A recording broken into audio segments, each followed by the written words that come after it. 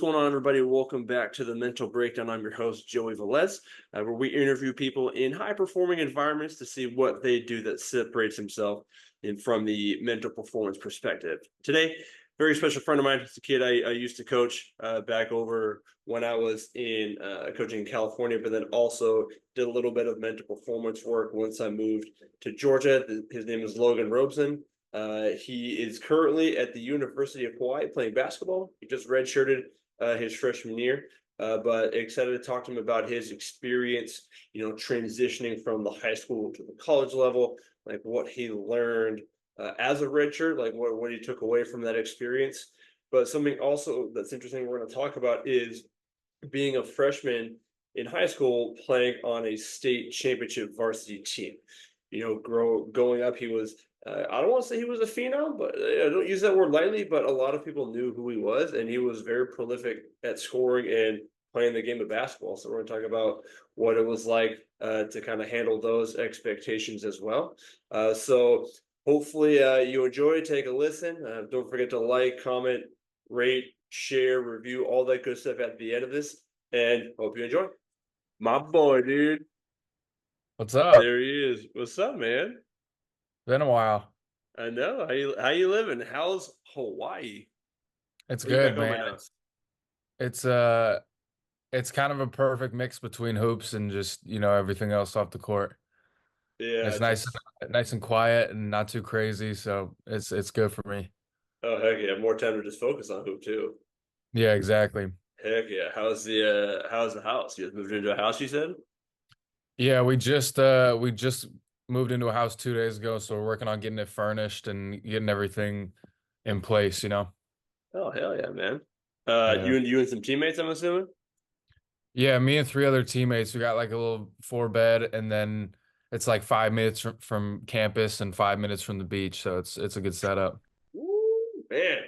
That's a Yeah. good setup, man. Yeah, quick to practice, quick to kind of just go relax and chill out on the beach. Mhm. That's what's up, man. Do you get a chance to come home this summer at all? Yeah, we got 6 weeks, and then we come back for I think it's 7 or 8, and then after that I think we have like a week or two before school starts or something. But I'm not really sure. Things are always moving. Okay. Yeah, just tell me where to be, tell me where to go, and I'll be there. Yeah. Hell yeah. Well, look, man, appreciate you hopping on. I know it's short notice, but known you for a few years now, and Mhm. seeing you on Instagram, and this journey now has brought you to Hawaii. So I figured, what a better time to kind of just hop on and just pick your brain a little bit, you For know. sure. Mhm. Um, but before we get rolling, I think we've talked about it's been a while, but we've talked about gratitude in the past. Like, what's something right now that you're grateful for in your life? Well, I'm really grateful for my position here at just playing Division 1 basketball. I mean, it's something that I worked for my entire life, and it's something that I've always wanted. And sort of as you go through high school, you kind of watch guys fade and take different routes, or they try to make it to this level and they don't, or they, don't play well enough, that sort of thing. And I'm thankful that I had the right people in my corner and had the right work ethic to get to a spot like this. So, Hell yeah. and especially the fact that it landed me in Hawaii of all places. That's something I'm always grateful for. Man, I mean, yeah, there are worse places to be for sure. 100%. Yeah. Uh, Definitely going to ask you about that recruiting process, but like, who's one person throughout that, like you say, good people in your corner? Who's that one person that, like, I don't want to say really stands out, but who's that one person that kind of helped you along the way? Well, there's a lot of different names that come to mind, from Yeah. development to recruiting to just like mindset and things like that. But for the recruiting piece, my AAU director Ryan Silver did an incredible job. He was always supportive of me and was always in my corner. And he was someone I was with ever since 15U with West Coast Elite, and Yep. those guys do an incredible job. So Ryan Silver is definitely the name that come to mind. Yeah, that was a fun time over at West Coast Elite, man. A lot of 100%. good talent in that gym, man. Uh, Absolutely. well, so speaking of that, right? Because I think about the time when I started to know you, I think you were, I believe it was summer of eighth grade. right? Was Hmm. right about when I saw you. Um, and I had obviously been told by the coaches like who you were like to watch out for this kid because like you were young and you were upcoming.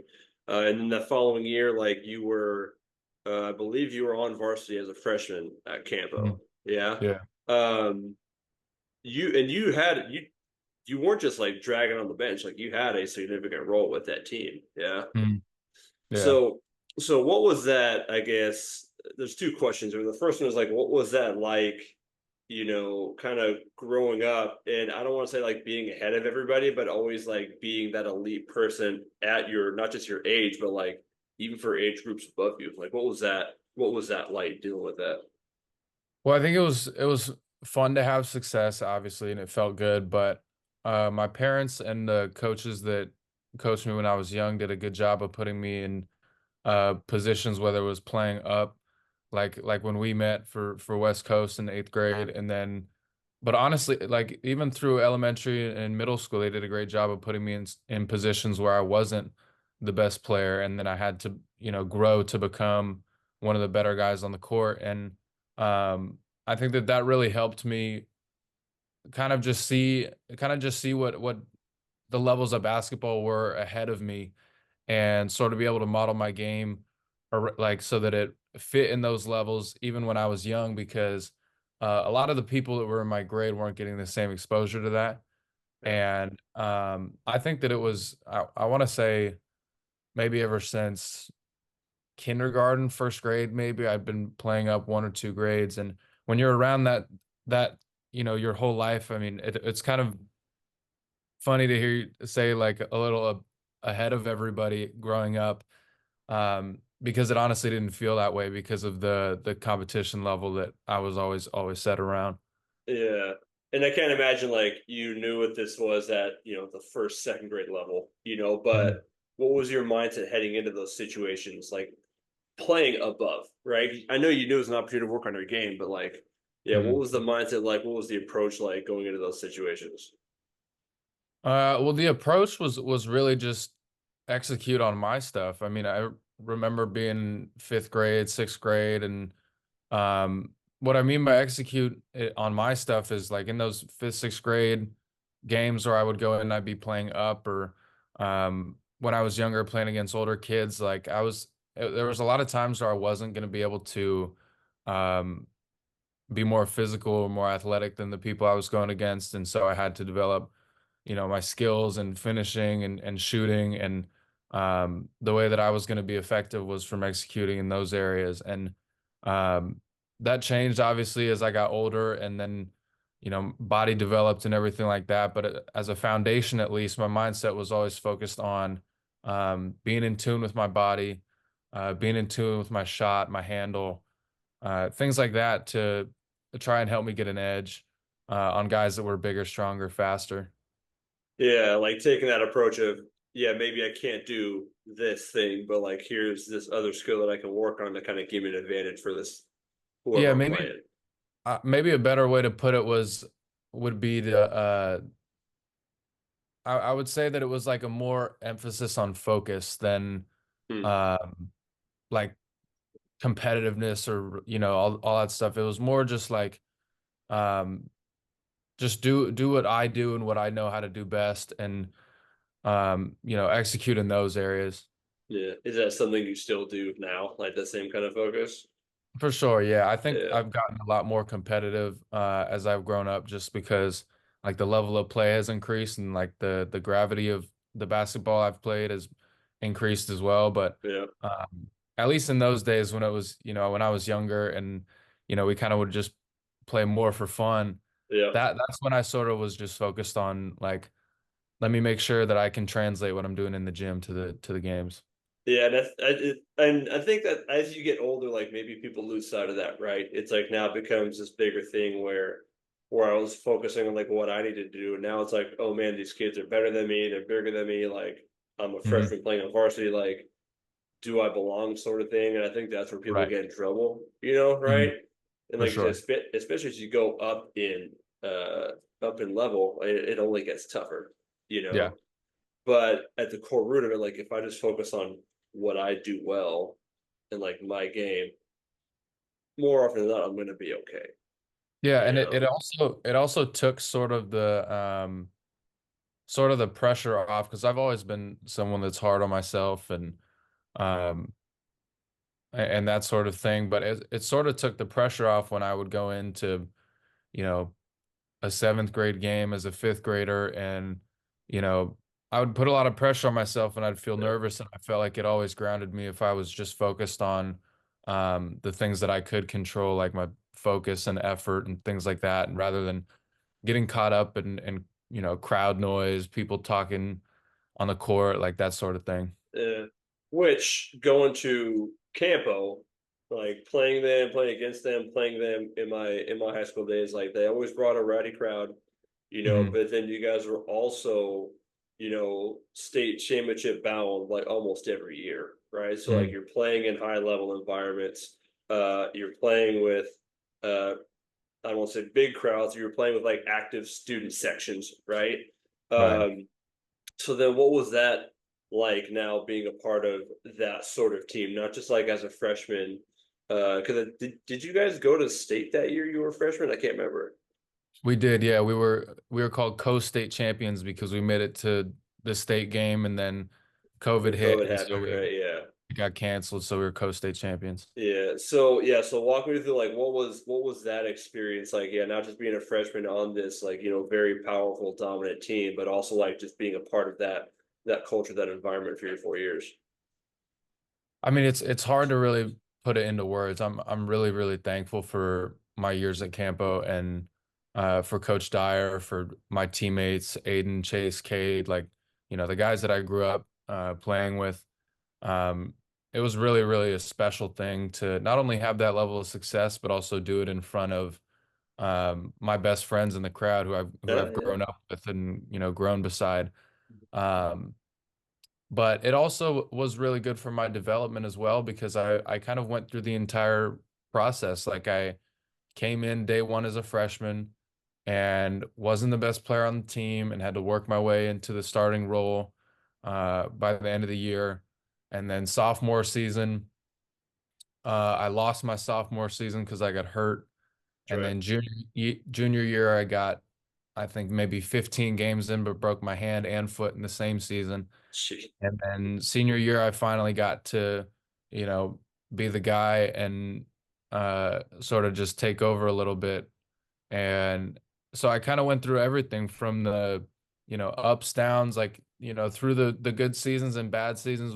For Yeah. me, our team was always successful, but I think I had to grow a lot in order to go from um, hurt playing 0 games to senior year averaging 20 a game. And so I think that growth process has helped me in my basketball and in just in my life as well. Yeah. Um, so it's tough to put to words how grateful I am for those days. Yeah, I mean, I think you experienced probably like 90% of the roadblocks that one would experience like going through a season, right? Like one year Mm. it's, you know, bottom of the totem pole, got to work your way up, you know, then you work your way up and then you get hurt, right? Then you come back, you get hurt again, you know, so Mm. it's like not easy to go through. What was the first injury you had your sophomore year? I tore a tendon off the bone in my hip. Okay. And so that Ooh. was one where it was like there's no uh cast, there's no Yeah. physical.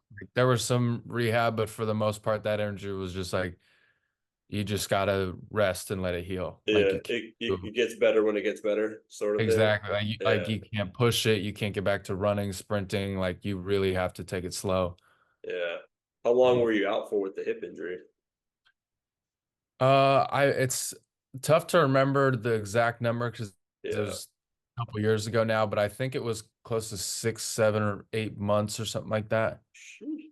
And then it was, I think maybe 6, but it was like a gradual process that, Yeah. you know, coming out of I had to take it slow coming out as well, which added a little bit more time. So, Yeah. Yeah. yeah. Was that like an in-season injury? Yeah, so it happened uh, right out of COVID, or I guess we were still in it, but right out of the complete lockdowns. Yeah. Came back and hurt it preseason, and then was hurt throughout the whole season, and then towards the end, uh, I was able to start PT and get, make the progression back to where I was able to play AAU that Yeah. following summer. So it was kind of, I think, about Okay. 6 to 7 months. Okay. Still not fun to deal with, regardless. Mm. What was it like? What was it like initially when like you found out you were gonna miss a little bit of time, and then what was it like coming back to play for the first time after the injury? Because there's a big psychological aspect of like sport injury, and you got to experience both sides. So what was that like for you? Uh, it's funny you asked that because the answer that I give to that when people ask is not really one that they'd expect because the hardest part about that was not having to sit out and watch people play while I was hurt. It was the process of coming back and playing because when I came back after all this time without moving like a basketball player and without, coordinating my body, day after day, um, it was really, really frustrating and taxing on me mentally to go out on the court and not be the player I was for a period of time. And it just so happened that occurred in an important time in basketball recruiting and during live periods. And so um, then also seeing the effects of that was really tough as well. So um, I'd say that mentally I had to just keep like I had to get accustomed to failure and I Mm, had to learn how to get through that. And I had to learn how to, by get through that, I mean how to not let it affect me too much mentally and how to just keep pushing forward. Because there were a lot of times where in workouts, shooting numbers would be down, my handle would be dribbling off my foot, games wouldn't be going the way that I'd want them to, out of yeah. shape. And I think that you get faced with, in times like that, you get faced with, you can feel sorry for yourself and get mad at the world that this happened to you, or you can kind of just take it as it is and um, keep the main thing, and just keep pushing through no matter the result because you trust the process. So, Yeah, and I think, not that I've dealt with like a major injury, but I think that's one of the biggest hurdles is that when you do come back and you are cleared to play and you start playing, like you're not nearly at the same level you once were before. And I think it obviously makes sense, right? Like you're injured, you're not doing stuff for 6 months, right. right? But I Mm, still think there's that level of frustration is like, why can't I do this basic thing that was yeah. so easy for me a while ago? But yeah, I Mm, think that moment in time, it can either, you can either keep going down that path and like your skill set is now going to, your standards are going to be lowered, or kind of like what you did. It's like, hey, it is what it is, right? Like it sucks. I don't like being here, but, you know, kind of going back to what you said, if I just keep focusing on me, then eventually I'm going to get out of this thing, mm. right? Our head coach here at Hawaii has a really good quote. He said this last year, but he was like, if you don't like your circumstances, then change them. If you can't change them, then change your attitude about them. And that was something I wish that I would have heard in high school because at the start of my injuries and those 2 years, I was um, very much just mad at my situation. And in hindsight, it's not very productive in any situation to feel bad for yourself or um, sort of believe the things that people tell you when you tell them about your injury, like oh, that's so unlucky. I'm so sorry for you, and all of those comments. I don't think that any of those things help you get back to where to where you want to be. And Yeah. um, the more that you can just own it and just get through the process and attack it day after day and do the right things, do your recovery right, do your PT right, and focus on those things, I think the better off you are in coming back to where you were. Yeah, and I like that quote too, because I experienced that in high school too. And you start to think about it, it's like, why would someone play me more if all I'm doing is complaining about not playing? Right? Like Mhm. that's not the move. What's going to help Yeah. me potentially play more is like, well, you got to put in the work. And if the work, Mhm. isn't leading to more playing time, okay, well then like how can I now change my mindset to like whatever the situation is that I'm in? Mm. right? At the very least, you're going to enjoy that experience a lot Right. more, right? Yeah. Um, there was something else you oh, so like what did you was it just something that clicked in terms of like pushing through those injuries in your AAU days, or like what helped you develop, like how did you come about that mindset of like, hey, like yeah, this sucks, but I just gotta keep pushing. Well, there were a couple things. The first one was internal. The Actually, by uh me making it here to Hawaii, I became the first Division I athlete in my family's history. Nice. And that was actually something that I was just made aware of last year. But in high school, I didn't know the family history part. I just knew that no one from our family was really doing this in terms of Division I athletics in any sport. And so Yeah. um, that was a big motivator for me. Also, just the circle that was around me. You know, we had I think 5 or 6 Division I guys in my 4 years at Campo, Oh yeah. and so being around them too really pushed me as well to just get back to the level that I needed to be at. But um, also my family supported me incredibly throughout my whole basketball process, AAU tournaments, teams, camps, trainers, strength coaches, and I felt like I owed it to them as well to, kind of put out to get back to where I was so that I could go out on the floor and put out performances that made them feel like their investment was worth it in me. And that was one that motivated me probably more than anything because I mean, still to this day, I still think about that all the time. Like the days that are tougher, the legs are more sore. Um, I think in days like those, I sort of draw on uh, you know, them for inspiration, and whether they know that or not, it's something that's usually gotten me through a lot of difficulty, big and small, in basketball. Yeah. Well, if they don't know it, maybe there's a good opportunity to tell them. I'm sure they would appreciate it for sure. No, maybe Yeah. not right now, but but after this, just Yeah, kind for of yeah, sure. it's that's good to show your gratitude towards other people too. But it also sounds like you're talking about like the importance of having different sources of motivation to pull from, right? Like, Mhm. yeah, maybe one day me just talking myself up is what gets me kind of through this, but maybe there are some other days where I need to pull on something else, right? It's like, Mhm. how can I repay all these people that helped me out, in this situation, So I Right. think that's, yeah, that can always just kind of keep you going and kind of no matter what the situation is, having different areas you can pull from.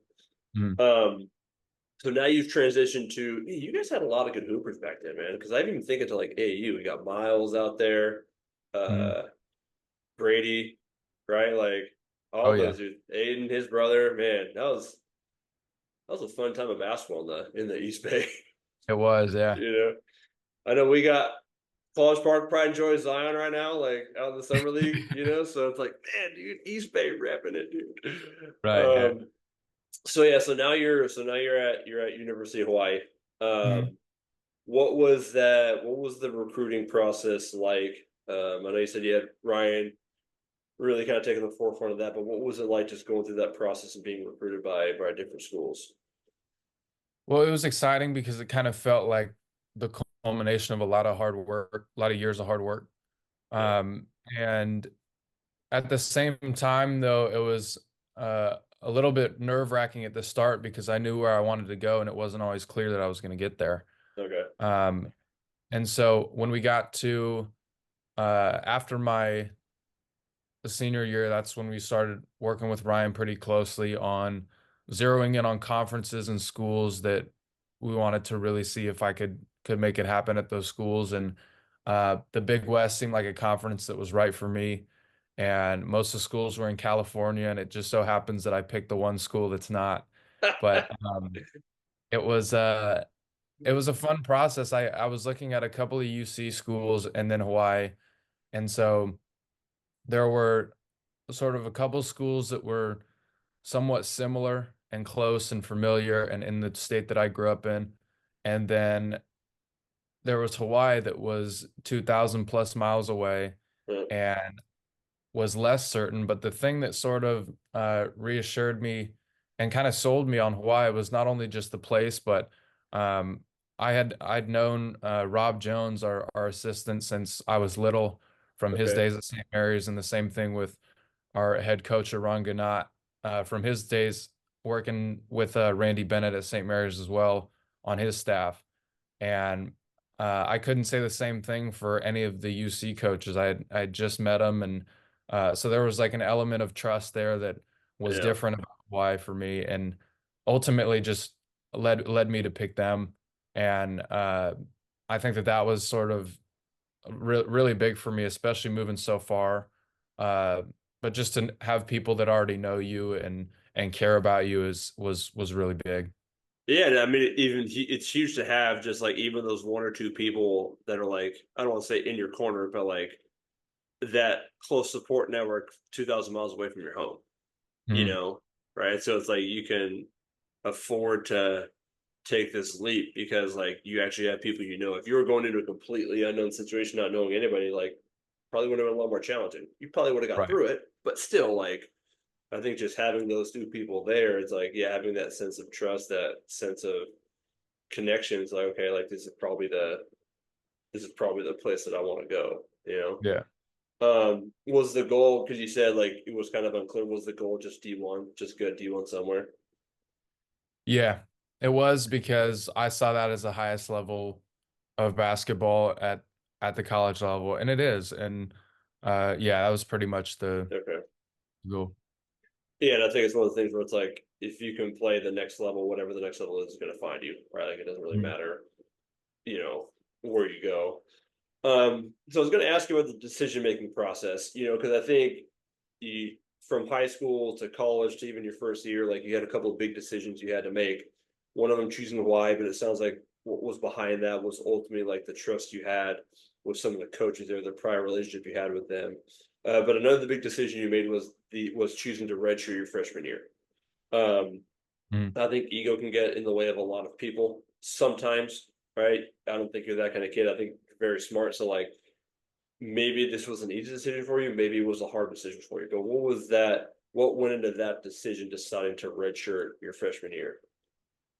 Well, I sort of had to look at the big picture, um, because it's been my goal since I was little to play professional basketball. And last year, I think we had 7 or 8 guards on our roster, and um, the majority of the ones that were getting the minutes were in their fifth, sixth, fourth, fifth, sixth year. Yeah, Actually, one was in their 8th year, and so there nice. was a. I kind of just had to look at it from a in a bigger picture sense, and realize, like, if I'm really looking to make these years count, I think that it's not the smartest move for me to spend one of them now, where I'm probably not going to play until the end of games when we're up 20, and spend this year developing and learning our system and developing my body, my game, my mind, and then after this year, then start that 4 year window. Yeah. Uh, so yeah, it felt like the smartest move. Yeah, and I mean, like, oh no, I have to spend an extra year in Hawaii. That sucks. Like, Mhm. Yeah, exactly. yeah, I mean, yeah, again, there are worse places to spend an extra year. But yeah, I think it's looking at the big picture. Like, what do I want out of this? I want to. The goal wasn't to just play D1 and like have a good experience of like 4 years of college basketball. The goal is to get to the next level, right? So, what's going to help me Right. maximize that? If I can get an extra year of training and learning, Mhm. why the hell not? Right. Right. Yeah. Um, what are some of those things that you learned this year taking a year off? Yeah, I know you got a chance to work in the game, I know you got a chance to get stronger in the weight room and everything like that. But what do you think are some like couple things that you learned from sitting out this past year? I learned that I learned that I mean, this is kind of simple, but you can't play if you can't guard. I think that there's uh now that I think about it, I think that there's a lot of guys that could score at the Division 1 level, but I don't think that there's many guys that can defend at a high level at the Division 1 level. And that was something I struggled with in my first year, especially going against guys who knew our system, who knew the speed of the game, and had been playing in at that level for so long. And for me in high school, especially in my senior year, um, it wasn't I didn't necessarily need to bring a ton of tenacity and uh, aggression on defense on a nightly basis in order to get by. Yeah, And so that was a really big change going now playing in college because um, now I mean in high school there's only a handful of guys on every team that can score, and then in college everybody can score. yeah, And so I think that skill sort of that value is sort of lessened if you can't uh, pull your own weight on the other end. yeah, And that's something that I struggled with last year, and I'm still working at it. It's still a big piece that I need to get better at, um, and that I will get better at in the next couple months, couple years, whatever it may be. I'm working at it every single week. yeah. And someone Coach T, had T on here a while back. He was talking about the same thing. Like, yeah, in high school, like you can get by with a lot of stuff, right? Mhm. But you're gonna have some people who are good, some people who are they're just there kind of hanging out. But yeah, when you get to college, like everybody can play, you Yeah. know? Yeah, you even think like the walk-ons are like bums. Like, no, dude, they'll still kill like your average person. Mhm. So yeah, you kind of have no choice but to like, oh, okay, I gotta bring it every night, every day in practice in order to get better, in order to work on each of these little aspects of this game. And it was there was more that went into that defensive piece than I thought because um, there's obviously, one-on-one defense and um, just sort of straight up, can you stop your guy from scoring when he has the ball? But um, for me, if anything, I think that it was help defense and, deep, like off-ball screens and different actions that was difficult as well because like number one, you have to have the, physical attributes to defend there, but you also need to have the mental piece to be in the right spots at the right time.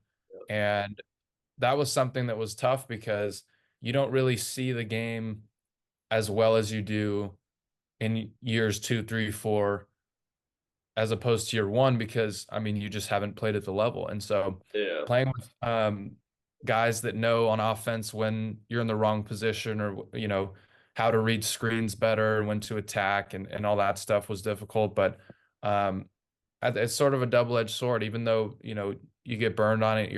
Or I got burned on it my first couple of years. I'd watched it back on film and sort of try to add it to my game. Like seeing where I got beat and what the offense's recognition process was uh, in order like to recognize that I was beat and then take advantage, and then it's something that you can learn from. yeah, and kind of like what you were talking about with your injury, right? It's like kind of just accepting what it is. Like, yeah, I got Right. burned. This sucks, but it's like I can either feel sorry for myself and not just not play, or I can try to do something about it. Yeah, or it's a So skill that you can add to your repertoire. yeah, absolutely. So what? Yeah, talk to me about like the mentality of defense because yeah, I mean, you can have this conversation like what's more important, like physical or mental skills in a sport. I mean, they're both going to be important, right? But like, take me through like the mentality like of a defender. Like, what do you think is needed? Obviously, like being in the right spot, right time, reading screens, things like that. But like deeper level mentality of a defender. Well, for me, I think that the key is just play as hard as you can. Like if you look at the Patrick Beverleys and the Drew Holidays that are in the league, like I think that effort is the big separator between them and average defenders. Because, and I will say, like my effort in high school on the defensive end did not match my effort on the offensive end. And like you said, the part of that was because I could get away with it. Yeah, But yeah, I think the mentality, like, I wish I could be speaking from the point of of a great defender, but Here's what I uh, do, like yeah, yeah, I'm still working towards that, but um, effort seems to be a massive deal, and then also just um, movement is a huge piece because you're yeah, covering, like, especially in help side defense, you're covering large amounts of the court quickly, and you have to change direction and get in and out of positions quickly. yeah, And so if you don't have the strength or agility or the footwork to do that, then it can be really, really difficult because, offenses in college are designed to move the ball a lot, which means the yeah, defense moves a lot. And so you're playing a lot out of closeouts, you're playing a lot off of down screens, ball screens. Um, and then also when when your guy is not in the action, you also need to know where to be because on the other side of the floor, that stuff is happening. yeah, And so that it therein comes the mental piece where the details really do matter, like being on the block versus being all the way in the middle, um, to be the lob guy or the low guy. Like that can be the difference between 2 points and 0 points, or a yeah. charge and like the guy, And then charge an A1, like exactly, yeah, or he's second guesses himself because he sees another body and then passes out. Like those are little things that really add up. So, um, yeah, that's sort of the things that I've noted, uh, or a couple of the things that I've noted defensively that I think that you got to have in order to be good on that end. yeah, and I think like maybe you see this more at the high school level than once you get to college, but I think yeah, knowing where to be, right, having that intelligence there. But I think even with the example of being on the block when you're on the weak side versus being in the middle of the paint, like Mhm. I think a lot of it like it can come down to me as a defender. Like I don't want my guy in the corner to score, so I'm going to shade him as opposed to shading to the side where the ball is where I'm actually supposed to be. Right. Right. So I think the mentality comes into that way too. Or at least like when I used to coach, like I felt like that's kind of where it was. It's like, well, I don't want my man to score, so I'm gonna make sure he doesn't. It's like, okay, but your man is sitting in the corner nowhere near the action. Like we're not Right. worried about him right now. So yeah, I think there's two sides to it, right? Like the mentality of like, I don't want to say intelligence, but like knowledge, but then also overcoming my fear of like confidence or like comparison and not being good enough because this guy's standing over there. Yeah. Exactly. Sometimes in high school, I think you can, especially if you're matched up with the other team's better players. It's easy to just think I don't want him to score, Yeah. but it's more, it contributes more to winning if you're thinking we don't want them to score, Yeah. if that makes sense. Oh, I like that. Yeah. Yeah. Yeah, I don't want you to score if I'm guarding you. That makes absolute sense, right? But Mhm. like if if my man is not involved in the action, yeah, at that point it's like, hey, we don't want you guys to score because at the end of the game, it's a team game, right? So it's like you can do everything in your power from a individual on ball defense, even individual on like with the ball in your hands on offense, like one person's not going to win everything, right? So I think, yeah, I don't know why that just hit me different when you're like, nah, man, we don't want you to score. It's not me. But I think Mhm. it's a good mentality to have. You know, Yeah, for hell yeah. sure. What are I think you kind of touched on it a little bit, but like, what were I know you talked about what you learned, but like, what were some challenges you experienced this first year as a redshirt? Confidence. I Yeah. think it's it was sort of like going from eighth grade to freshman year. Okay. Like you're the guy, you take the shots, um, you have the green light, and then you get into a new system and you got to figure out where you fit in, and then you need to grow into a role like that. Yeah. And so I sort of switched up the shots that I was shooting from high school. Um, I wish I would have put myself out there more and In been high more school or willing to this last fail. year? This last year. Okay. I wish I would have put myself out there more, would have been more willing to fail.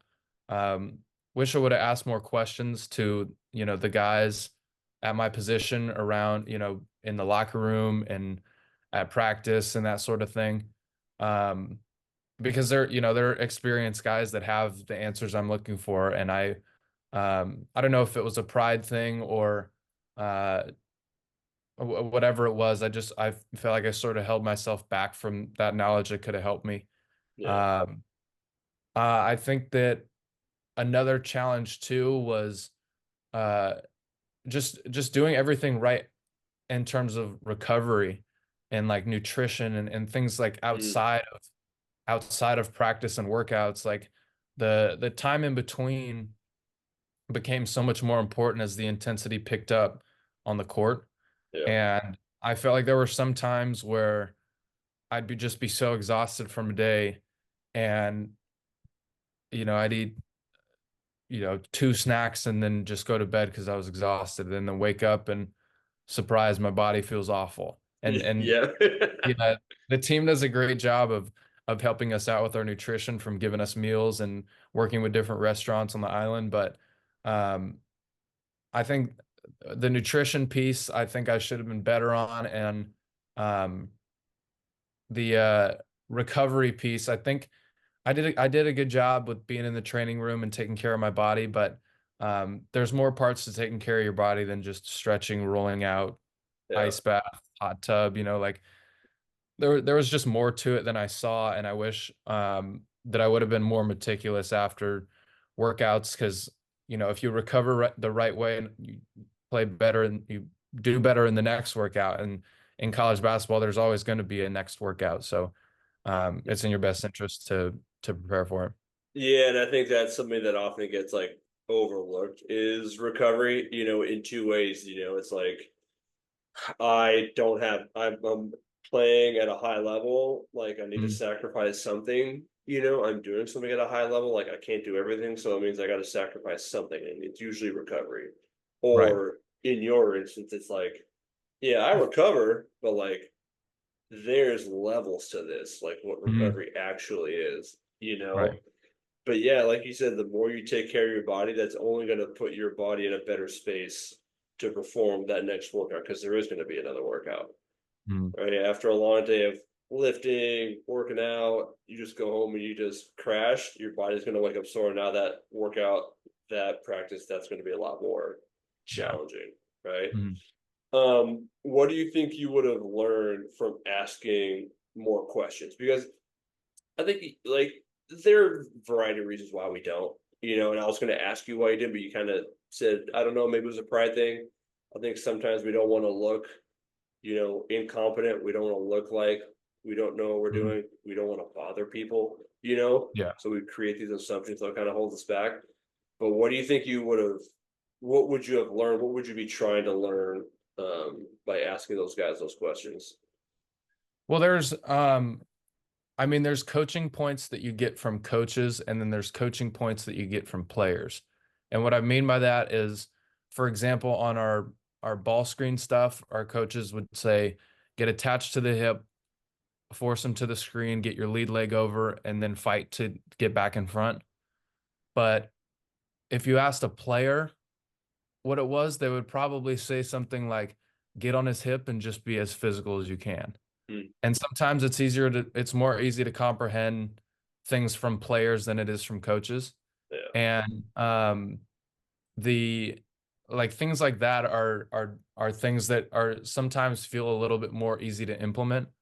And I think that there's multiple ones of that, from help side defense to spacing on offense to getting the spots.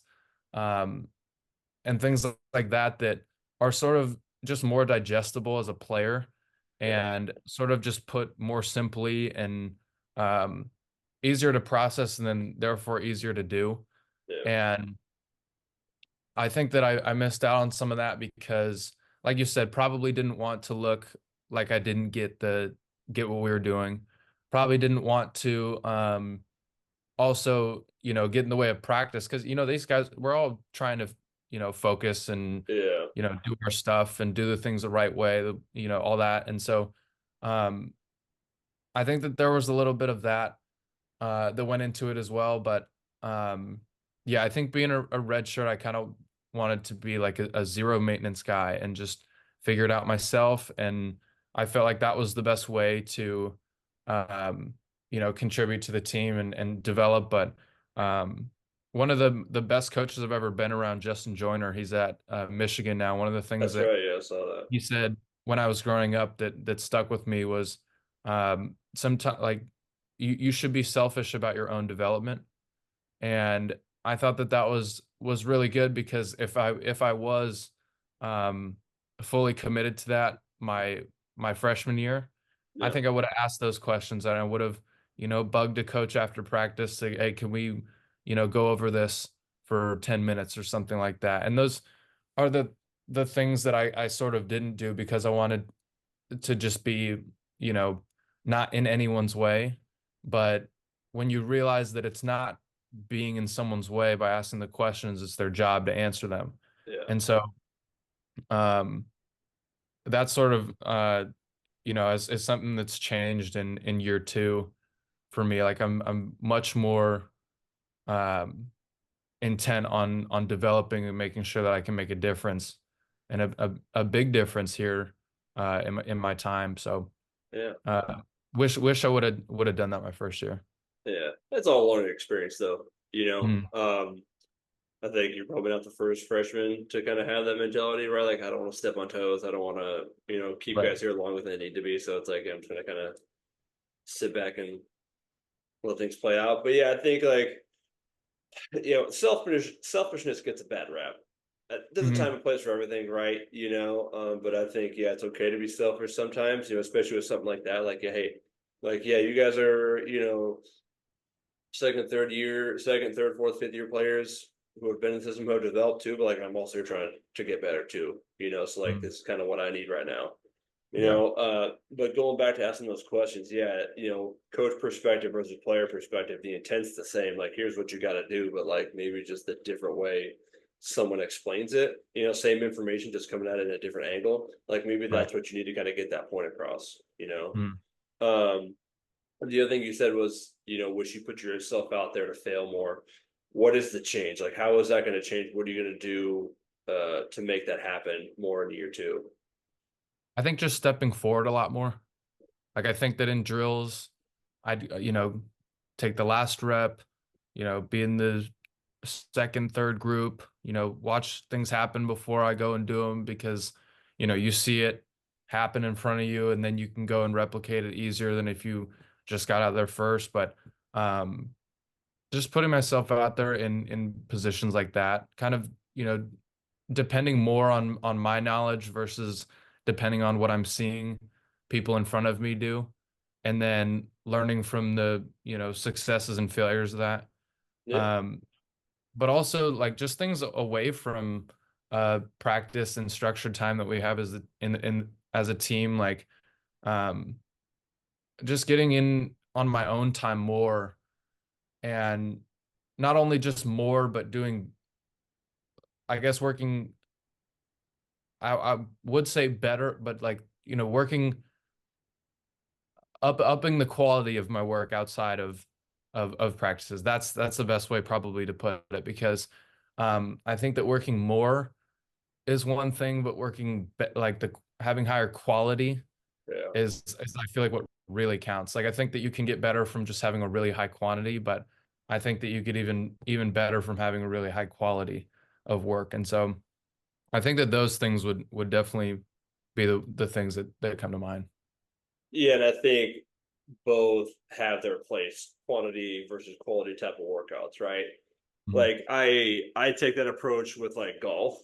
Sometimes I'll go to the range and I'll just hit 100 balls. Mhm. But then sometimes I'll go and I'll hit like 25 and I'm going through my routine every time. Right. And I'm taking time in between swings. Same thing with basketball, right? I can go out there and shoot 1,000 threes, just catch, shoot, let's go, catch, shoot, let's go. But then maybe one day it's like 250 of me like coming off of a screen, like working on specific game shots that I will get in the offense, So Mhm. it's like, yeah, I think it's just, what do you feel like you need that day, and then kind of just setting a plan for it, you know. Yeah. Mhm. Um, but yeah, I think just continuing to put yourself in those uncomfortable situations or unknown situations, because like you said, learn from the successes and failures you have, and the only way you're going to do that is if you get out there and do it.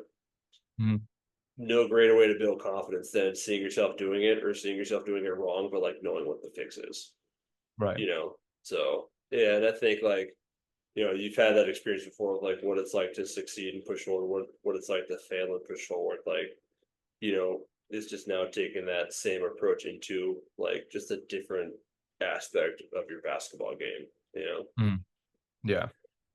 I was going to ask you too about like how like the mental side of your mental side shows up in basketball. I think that's been the basis of this whole conversation. You Mm. know, how to view failure and adversity. You know, how to challenge yourself, where you should put your attention to. Like, don't not necessarily worrying about what else is going on, but focusing on what I need to do. Like, what are my Mm. skills, and then just kind of going from there.